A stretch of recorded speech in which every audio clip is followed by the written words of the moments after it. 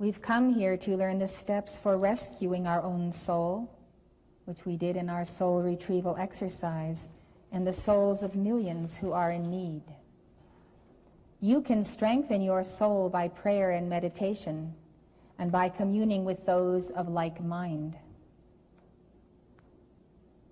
The Masters have told me that we should not place so much emphasis on being obedient to our inner child as we should in teaching our inner child to be obedient to God and the Christ self.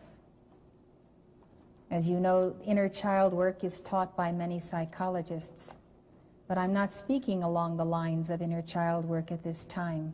I'm speaking about your soul and her evolution.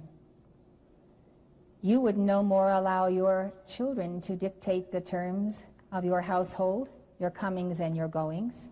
So why should you allow the soul to dominate and tell you, go here, go there? I think that there is much to be desired in the path of psychology that emphasizes centering on the soul in this way. You know that you can strengthen your soul by coming apart to this pristine valley with no other thought or responsibility other than to gather the forces of the universe unto your soul. The soul requires ritual. The soul is solar. That is where the word came from, S-O-L-A-R. The soul moves with the sun of this system and the great central sun. The soul is in touch with all life, and yet the soul so badly needs comfort and protection.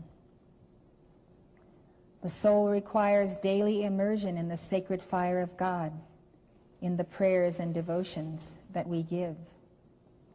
The visualization of the sun is very important to the soul's becoming a permanent part of the sun of her I Am presence. The soul will mirror whatever she puts her attention on.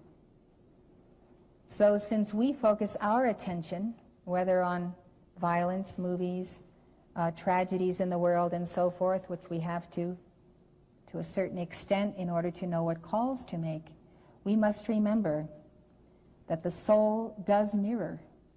So we have to teach the soul as we would teach a little child about what is going on in the world, rather than totally shielding the soul.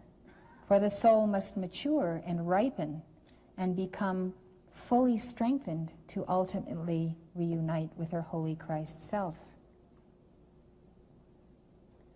If the soul fixes her gaze on the great central sun, on Alpha and Omega, and Helios and Vesta, she will be absorbing the patterns of the sun, infinitesimal patterns, the whole and the part, the atoms, the molecules, the worlds within worlds. So long as we direct our attention to God and fix our minds on known objects that the soul can track, such as the God star Sirius, such as the sun in the heavens, such as any part of nature that is beautiful and solid and comforting and protecting. This is what the soul needs to be directed to.